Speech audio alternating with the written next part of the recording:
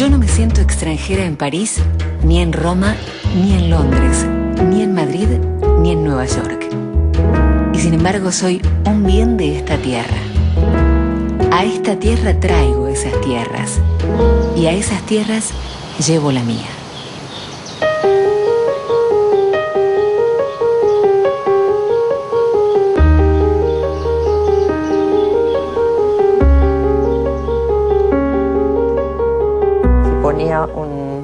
Siempre flores que cortaba ella, no se le ocurría comprarse una flor artificial, suponete. Se cortaba jazmines, cortaba rositas chiquitas y se hacía un ramito y se lo ponía siempre con una cosa de ella de brillantes que tenía paquetísima. Yo la conocí mucho a Victoria y la adoraba. Iba a la casa a comer con ella, era tan graciosa. Tenía un coté cholulo, le gustaban las telenovelas como locos y se enamoraba de los galanes como vos y como yo igual. Ella tuvo las tres condiciones indispensables que requiere la raíz griega de la palabra aristocracia, que es un sentido ético de la vida, un sentido estético de la vida y un sentido heroico. ¿Y qué es el sentido heroico? Es dar todo sin pedir nada a cambio.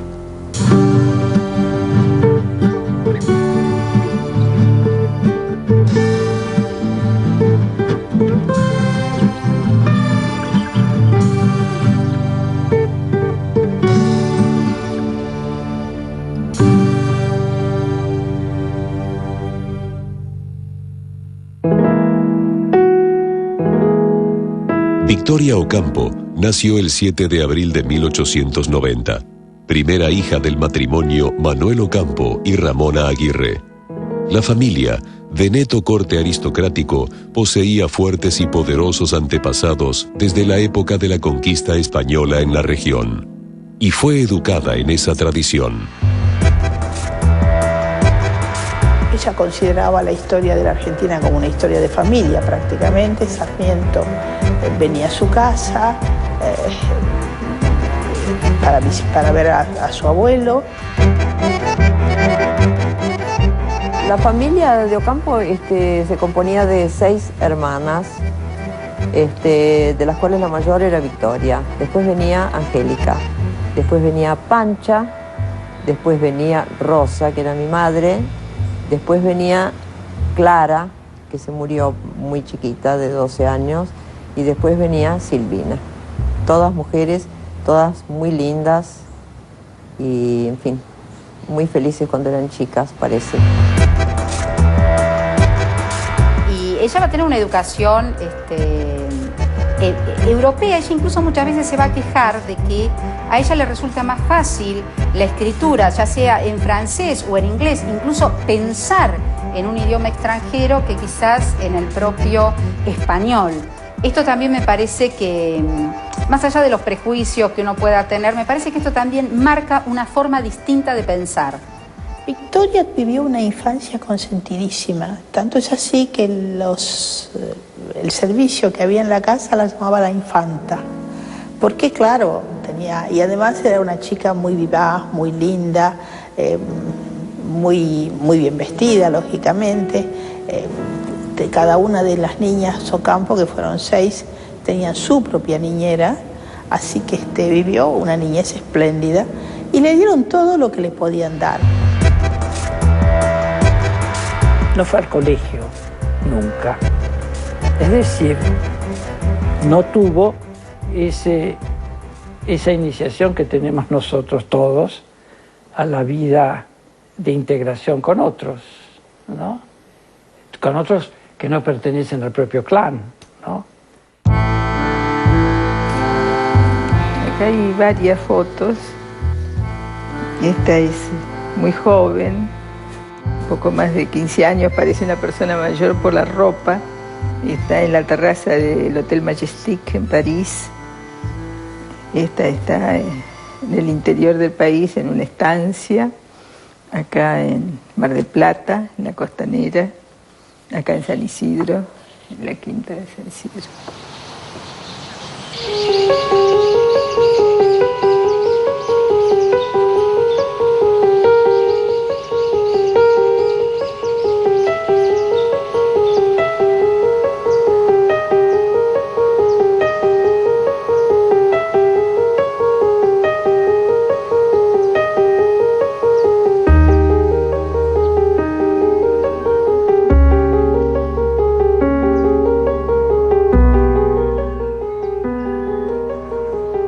Los libros, moneda corriente en la casa de la familia Ocampo, atrajeron a Victoria de inmediato.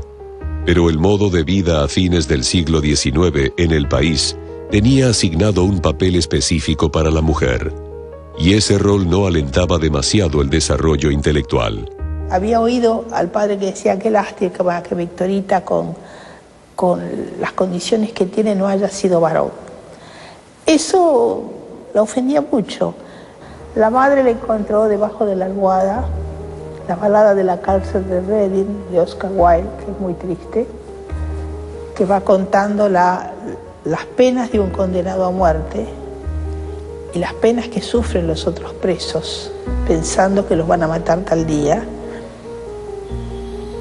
y se lo sacó, se lo confiscó. Ella lo tenía debajo de la almohada y se lo confiscó.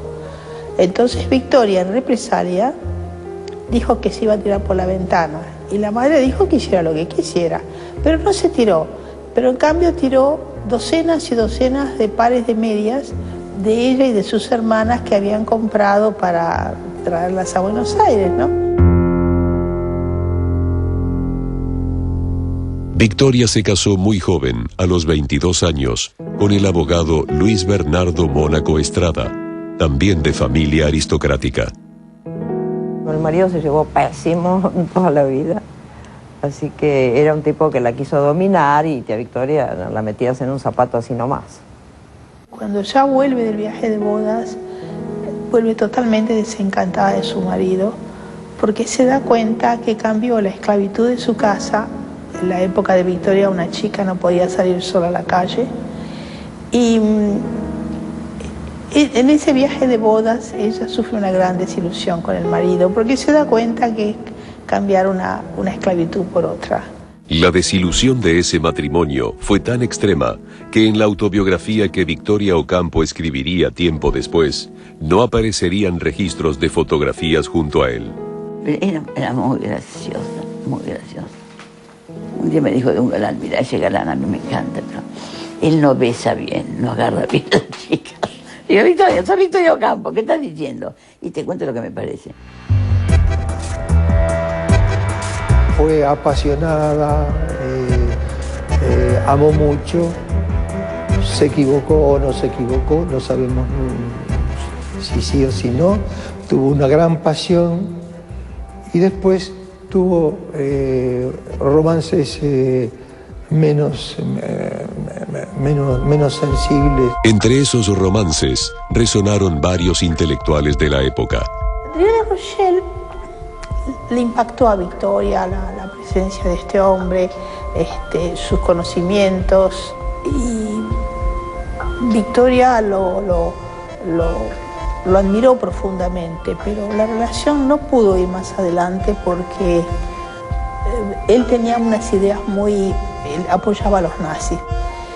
Y Victoria no podía pensar, no podía seguir con ese hombre.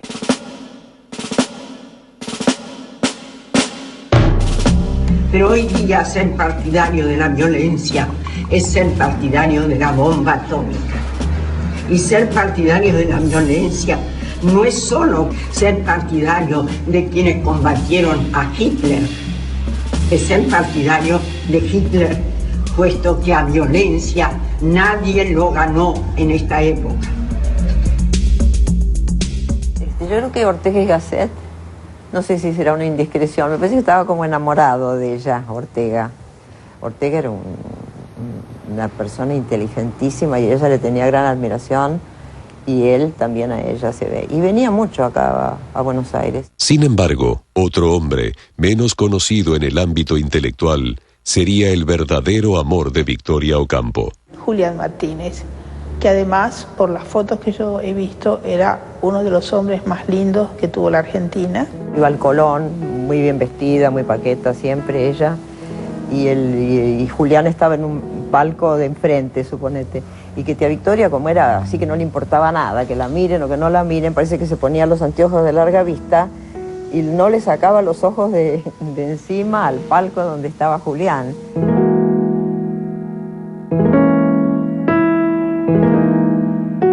Soy una escritora que se leerá de aquí a 50 años para saber qué pasaba en el corazón de los argentinos de mi época. Si hubiera que fijar una fecha para señalar el comienzo de Victoria Ocampo en el terreno literario, se podría mencionar 1920, cuando aparece en el diario La Nación su primer artículo.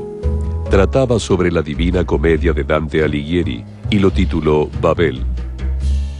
Había estudiado también la Divina Comedia, de ahí que sabía también italiano, y decide escribir sobre el canto 15º del Purgatorio, y lo llama Babel, y lo publica en el diario La Nación. Ella ya tenía en ese momento 30 años, lo publica en 1920, y ella cuenta que fue un día, y lo cuenta en la autobiografía, que fue un día de sol y nubarrones encontrados, porque los padres estaban muy disgustados porque había publicado un artículo en el diario La Nación. Una señora podía escribir, pero tenía que usar un seudónimo de hombre. Ella era una mujer muy libre y muy independiente en su vida propia. Yo admiro mucho a Victoria Ocampo como escritora y como mujer que vivió como ella quiso y desarrolló su personalidad y su intelecto y dejó una obra muy importante, muy interesante. Todo lo que rodea a Victoria es como novelesco, hasta esas 6 hermanas mujeres, ¿no? Y ella escribía por pasión de escribir. Ella no le importaba vender los libros, no lo necesitaba. Necesitaba escribir. Era respirar para Victoria. Y yo creo que ella tiene que haber tenido una cosa medio amarga de no haber sido reconocida en su momento. Siempre dicen Silvina es la genial, la poeta, la artista, y Victoria es periodista. Es macana, porque yo he leído ahora las memorias de ella y escribe, pero excelentemente bien. Escribe ella y transmite muchísimo. No es solamente una periodista, porque cuando está hablando de sí misma no es periodismo. Y habla muy bien de su vida, de su niñez, de su familia, de sus hermanas. Yo encuentro que escribe admirablemente bien. Sus primeros libros fueron De Francesca a Beatrice, publicado en 1924, con prólogo de Ortega y Gasset, y en 1926, La Laguna de los Nenúfares. Los libros de Victoria ahora los están leyendo, porque en aquella época era que esa mujer tan joven y tan linda, con tantos apellidos y con tanta plata, que además escriba, pero ahora que está muerta, se juzga sin todos esos preconceptos que son tan peligrosos. Es una escritora estupenda, una crítica literaria, una persona de una cultura, sobre todo francesa, pero universal. Cualquier tema le sugería algo. Por ejemplo, si iba a Inglaterra, bueno, a lo mejor un cambio de guardia en el Palacio Buckingham le sugería algo.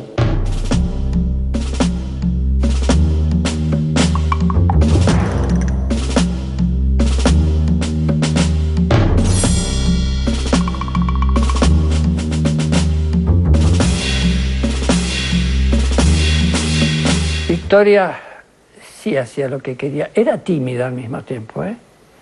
Era tímida y parecía que se llevaba el mundo por delante. Y no se lo llevaba tan por delante, pero hacía así lo que quería. Hacía lo que quería y con una especie de tosudez hispano-criolla, ¿no? Ella era un personaje, Victoria. Una cosa muy, muy particular, muy perdonando los deslices amorosos, pero no de Victoria, desde que entrabas a la Victoria, no podías sacar ni siquiera un pucho, ni pedir una gota de alcohol. Tomabas limonada y si tenías ganas de fumar te ibas al cuarto de baño.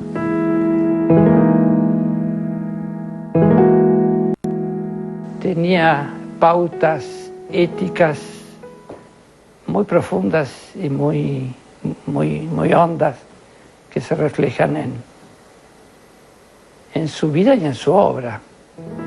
No transigía, no transigía. Y era nobilísima en su sentir.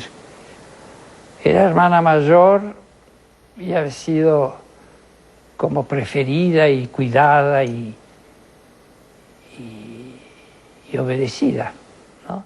Ella pertenecía indudablemente a esa clase social imbatible que hay en la Argentina, que es una casi de un país monárquico, ¿no? Ciertos apellidos que abren puertas, porque suenan como una campana. Y Victoria pertenecía a eso. Ahora, que en ese mundo aparezca una escritora, esa vocación de literatura, es raro. En 1930, Victoria Ocampo comenzó a idear una revista que más tarde reflejó las principales corrientes intelectuales europeas y que sirvió como vidriera al mundo de lo que realizaban los escritores argentinos más cercanos a ella. La revista salió en enero de 1931 y se llamó Sur. La impulsaron a fundar esa revista el norteamericano Waldo Frank y el argentino Eduardo Mallea, y desde España la presionó bastante Ortega y Gasset, que fue el que le dio nombre a la revista. Póngale Sur, le dijo a Victoria, porque está en el sur realmente. Y bueno, de la revista que se fundó del 30 al 31, duró 40 años. Y para solventar la revista, Victoria fundó en el 33 la editorial Sur, que se estrenó con El cancionero gitano de García Lorca. Ese fue el primer libro que sacaron. Después, Victoria estableció como un puente de doble mano, porque ella trajo a todo, salía por ejemplo, suponte, un libro de Malraux en París, o salía los libros de Virginia Woolf, pero a los 2-3 meses de salir en la edición original en su país, se editaban en la revista Sur.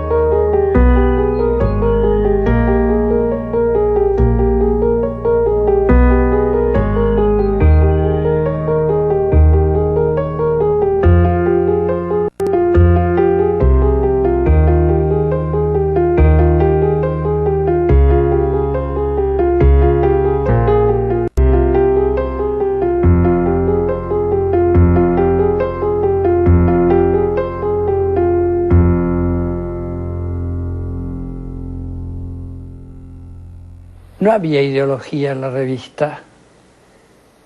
La prueba está la variedad de firmas que aparecen en el sur.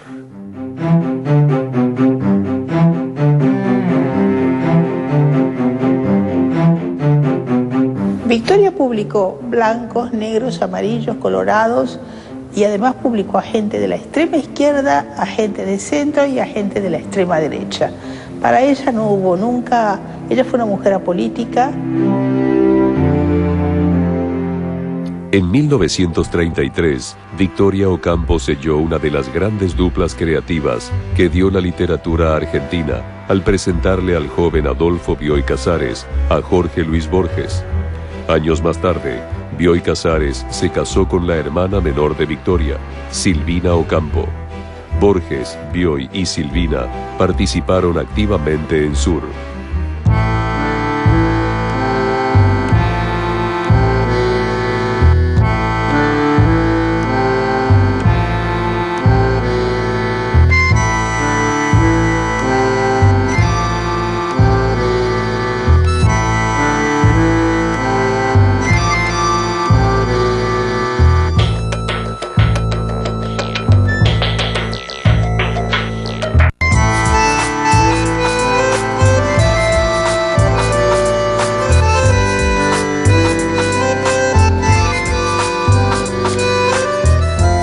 De Rufino de Lizalde, que ahora es propiedad del Fondo Nacional de las Artes, la hizo construir Victoria alrededor de los años 28-29, la inauguró en el 30 y fue construida por el arquitecto Bustillo, que se basó en las bases de Le Corbusier, que era todo muy moderno.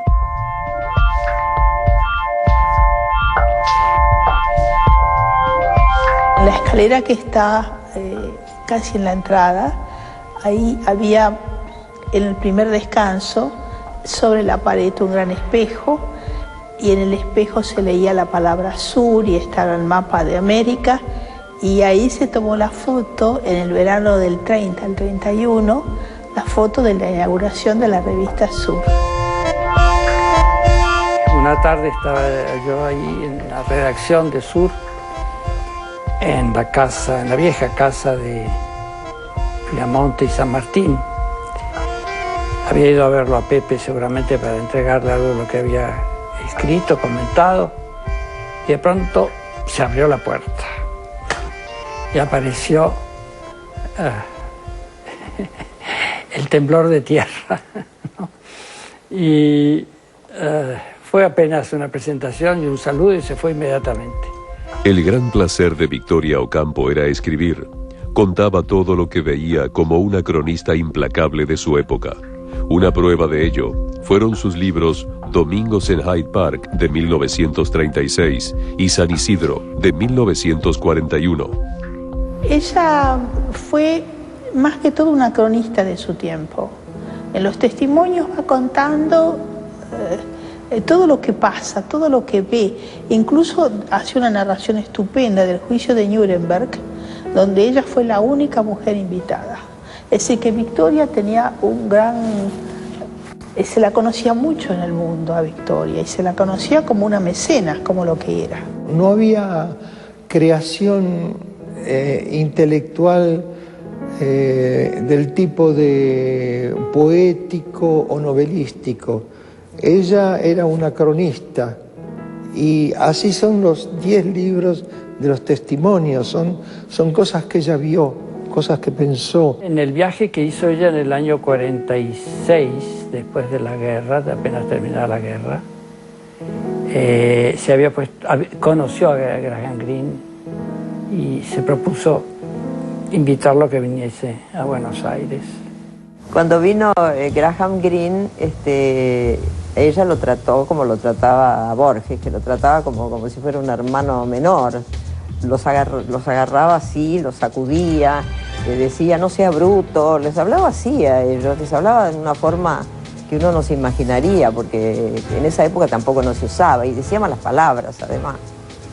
Y les decía no sea animal usted, o váyase a la M, qué sé yo, cualquier cosa les decía. Y a Graham Greene lo trató muy, muy confianzudamente, yo lo veía eso, y él estaba chocho, encantado. No era esas mujeres sabias y cultas, sin pintura y como peleadoras por las grandes verdades del mundo. Tenía eso, y además era una señora de alta sociedad, que le gustaba un chiste verde, que le gustaba saber con quién anda el último galán de la televisión. Esa combinación no se da mucho. Viajera incansable, amiga de los más prestigiosos artistas e intelectuales europeos, mecenas de la literatura argentina, pero irremediablemente atada a su condición de aristócrata, Victoria se fue convirtiendo en sinónimo de una cultura que no se emparentaba con los tiempos que a mediados de los 40 comenzó a vivir el país.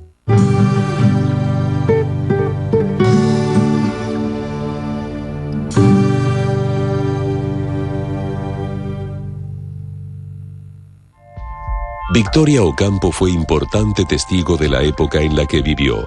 Sus 10 tomos titulados Testimonios, al igual que los 6 volúmenes condensados bajo el nombre genérico de autobiografía, reflejaron su particular punto de vista sobre los acontecimientos de buena parte del siglo XX. Y la Argentina, por supuesto, ocupó un lugar destacado en su mirada. Fui presidenta de la Unión de Mujeres Argentinas. Hacia 1935 a 1936 arremetieron contra los pocos derechos obtenidos hasta la fecha. El nuevo panorama era pavoroso. Esta reforma regresiva del Código, ideada por un grupo de grandes señoras de las leyes, fue combatida por unas cuantas mujeres, yo entre ellas, con todo ardor. Conseguimos anularla. Siempre he seguido protestando contra la infame ley de la patria potestad, pese a que no tengo hijos. Yo no sé si la Cámara de Diputados, de Senadores, quiso reformar la ley. Y el reformar la ley era volver a la mujer al estado de idiota. Y entonces ella armó un escándalo espantoso, dio una gran conferencia radial que se transmitió al mismo tiempo acá y en Madrid, lo que para los años 30 era. Y consiguió que no se votara esa ley. Ella va a tener una confrontación muy importante con todos los nazismos y fascismos que en esos momentos en Europa están teniendo un apogeo, aquellos que llegan al poder, como puede ser Mussolini o como puede ser a persona a la que ella conoce, porque Mussolini fue un fascista, entre otras cosas, muy culto. Y que conocía a muchísimos intelectuales y con el cual Victoria tiene este conocimiento. No es el caso, por ejemplo, de Hitler, que siempre tuvo como un pensamiento mucho más tosco. Fundó la Unión Argentina de Mujeres, donde había algunas mujeres que eran de izquierda, que eran completamente de izquierda. Sin embargo, ella, bueno, con esas mujeres hicieron esa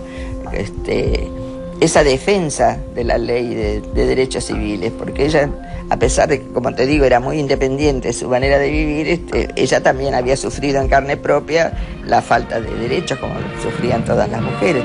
El país entero vive su jornada de júbilo supremo.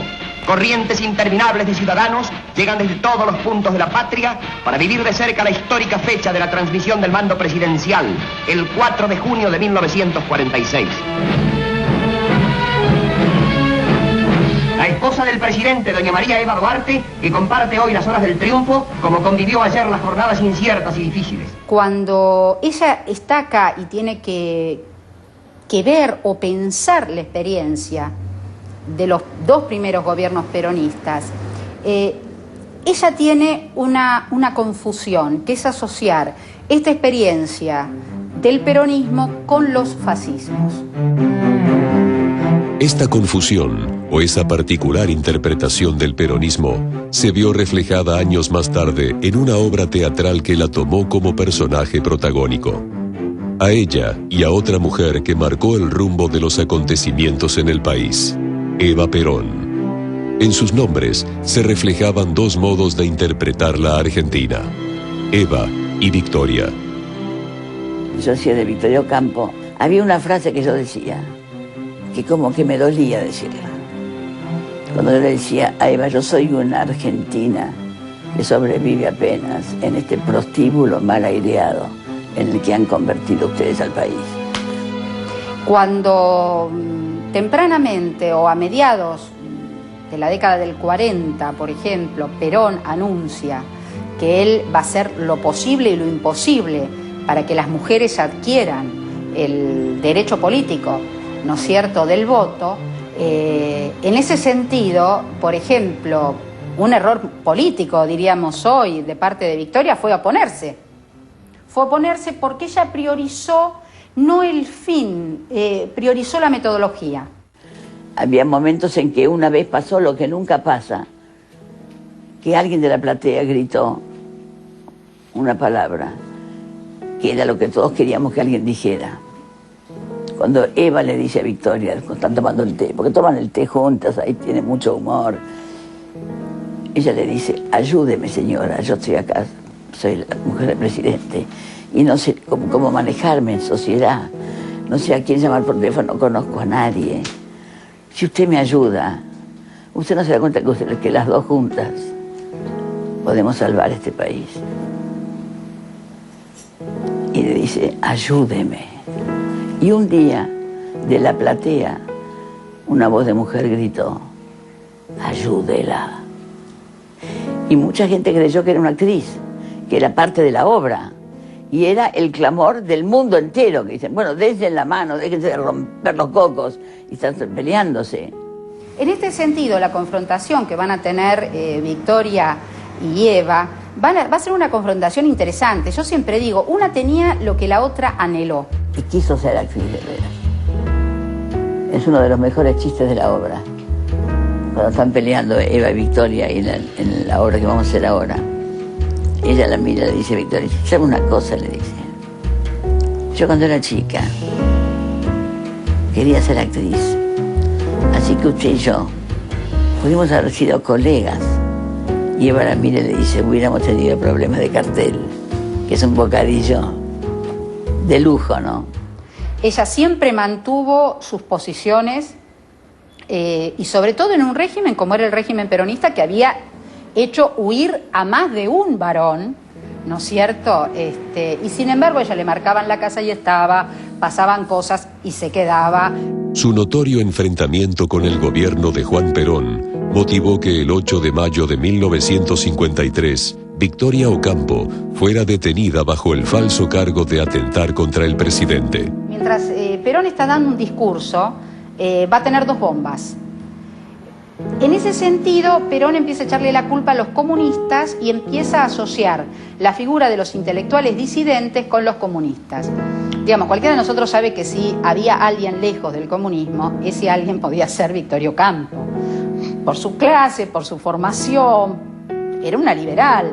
Pero bueno, en esto de palo y a la bolsa que a veces hacía el peronismo y que también hacía una bolsa de gatos con el antiperonismo, aparece como toda la idea de una Victoria comunista. Se la acusó de estar en una concentración que hubo en Plaza Mayo y donde murieron, no sé, 3 o 4 obreros, los mataron, pero Victoria estaba en Mar del Plata y se la acusó de ser el cerebro de esa organización.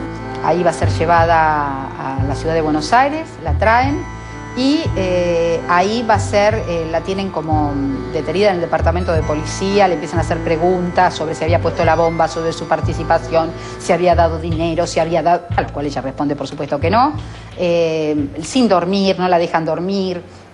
Después, bueno, por supuesto que le van a comunicar a su familia que ella está en Buenos Aires y simplemente le van a permitir que le acerquen comida. Ese va a ser todo el privilegio y después va a ser trasladada a una de las pocas cárceles de mujeres que había en esos momentos, que es en San Telmo, que es en la cárcel de Buen Pastor. Y el Buen Pastor ella estuvo más o menos un mes escasito, será un mes, 28 días, alguna cosa así. Y le pidieron desde el Yabajarnel Nehru y Gabriela Mistral, que era premio Nobel, y gente muy importante de todo el mundo le pidió a la libertad de Victoria Ocampo, la pidió al gobierno peronista. Ella no describe esos 26 días como lo peor que le pasó en la vida. Ella, por supuesto, que reconoce el oprobio que para ella significó, ¿no es cierto?, la cárcel, que la sacaran, pero también de alguna manera el despojo, ella lo toma como un verdadero aprendizaje. Fue muy importante para ella la cárcel, muy importante porque ella dice, por fin tocó fondo. Yo, que privilegio la verdad por encima de todo, dejé atrás esta cárcel encubierta donde vivía sin barrotes y aquí he tocado la realidad.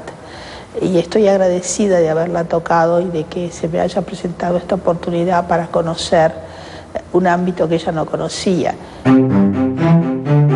Soy de una esquina de Florida y Viamonte, de otra, de San Martín y Viamonte, donde nací, de las barrancas de San Isidro, de una quinta en Mar del Plata, cuando las calles eran de tierra y no de asfalto. Pero soy de París y de Londres y de Roma y Madrid y de Nueva York y hasta de Calcuta, que no conozco. Soy del mundo entero sin dejar migajas.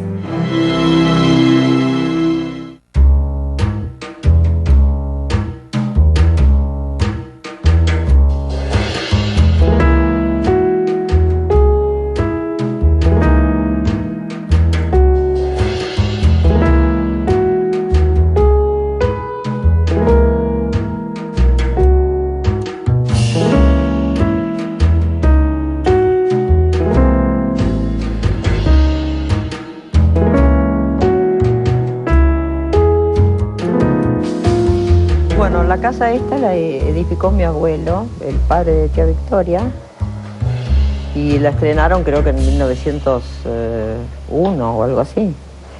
Y ellos pasaban siempre los veranos acá, no era una casa de invierno, venían nada más que en el verano y nosotros también. Me invitó a ir a a San Isidro. Y fui a algún té, esos clásicos tés de Villa Ocampo, donde reunía a su gente amiga, a la gente que pasaba por Buenos Aires, y ella tenía interés de que conociesen a quienes colaboraban con la revista Sur. La mansión de San Isidro, Villa Ocampo, fue el lugar por donde pasó buena parte de la cultura del mundo entero.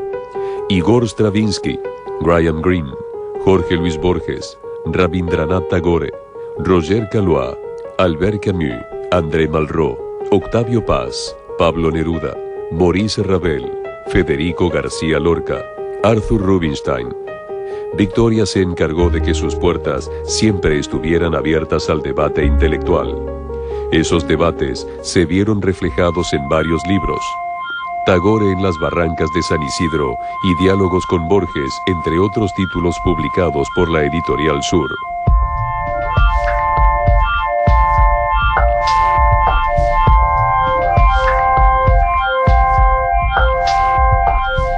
Me acuerdo perfectamente de esas ventanas a la hora de la siesta, pero aparte de eso, este es el sillón donde ella se sentaba como una reina acá y venían toda la gente acá. Ahora, el té lo tomaban en el comedor, nunca se lo traían acá, así el té como se hace ahora, que es donde estás, sino que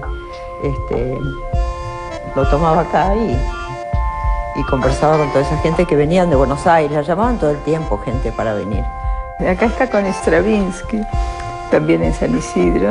Esta es muy linda también porque la muestra como parte de su gran personalidad tan moderna de en esta época manejar un coche decapotable.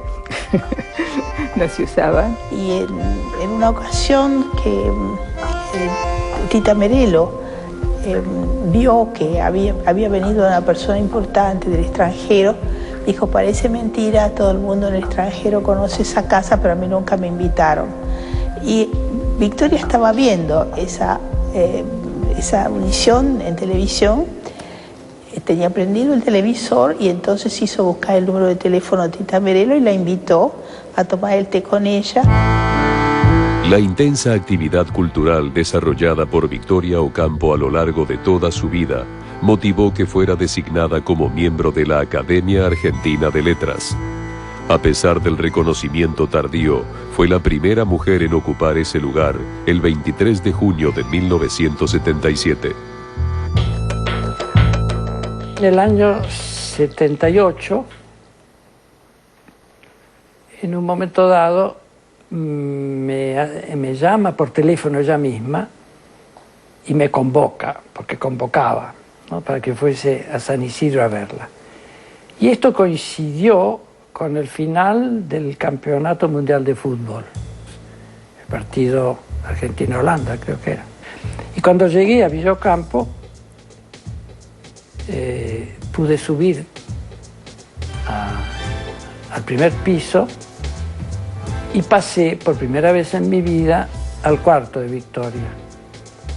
Y ella estaba en la cama, con todo el pelo echado hacia atrás, y lindísima, y estaba viendo el final del partido, sin sonido, no tenía nada más que la imagen. Y vimos el final del partido, me recibió así, me hizo señas de que me sentara, vimos el final, me acuerdo que ella misma apagó el aparato y me dijo: ha ganado todo lo que más detesto.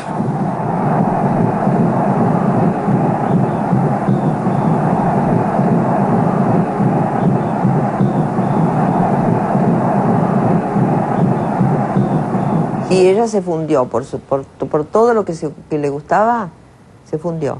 Vendió todas sus alhajas para abrir seguramente la revista o para traer a algún escritor que le interesaba, pagarle el hotel o lo que fuera, pagarle todo lo que fuera posible. No, ella realmente era muy rica y la verdad que se tiró toda la plata para lo que le gustaba, o sea, se dio el gusto de hacer lo que le gustaba en su vida y se gastó la plata. Ella se enferma, cree que tiene un dolor de muelas y en realidad lo que tiene es un cáncer en el paladar. Y la operan, le hacen unas prótesis porque no tiene más paladar. Al final ella ya no podía comer.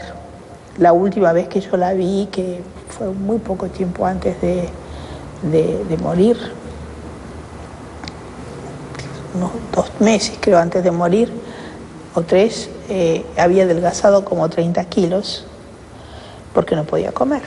Le habían hecho una operación muy espantosa en la cara y estaba muy desfigurada y no le gustaba que la vieran. Y entonces vivía sola acá, sola. Se venía manejando de Buenos Aires a los 80 años, manejando el auto. Y yo te digo, acá la casa era bastante triste. Yo he venido algunas veces a comer y pensaba, ay, qué valiente que es que estás sola en esta casa, porque te inunda, eso es muy grande esta casa. Tomamos té juntos y Victoria, ya me iba yo también, me tomó la mano y me dijo, ahora que me decidí a que me veas como estoy, volvé cuando quieras. Entonces, lo que me surgió fue decirle, ¿me dejás que te bendiga? Y me dijo que sí. Entonces, la asigné en la frente y la bendije. Y ella se puso a llorar. Y yo también. El 27 de enero de 1979, a las 9 de la mañana, murió en su casona de San Isidro. Borges reflejó días después en el diario La Nación quién había sido Victoria Ocampo. En un país y en una época que las mujeres eran genéricas, tuvo el valor de ser un individuo. Dedicó su fortuna, que era considerable, a la educación de su país y de su continente. Personalmente, le debo mucho a Victoria, pero le debo mucho más como argentino. Yo me acuerdo todavía perfecto una fábula de La Fontaine, que en aquella barranca de ahí, ella me la enseñó porque decía que tenía un buen francés, que a ella le encantaba el francés, y que tenía muy buen acento, y ella me quería enseñar cómo se recitaba, porque era lo que a ella le habían enseñado y me encantó. Me daban unas clases que me parecían bárbaras, pero era muy chiquita, ella tendría 10 años, qué sé yo.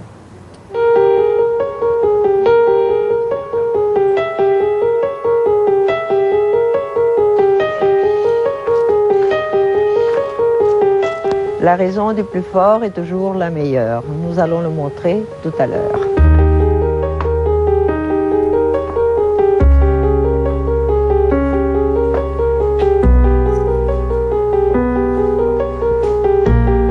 Quería que guardáramos de ella su imagen esta, cuando ella era joven.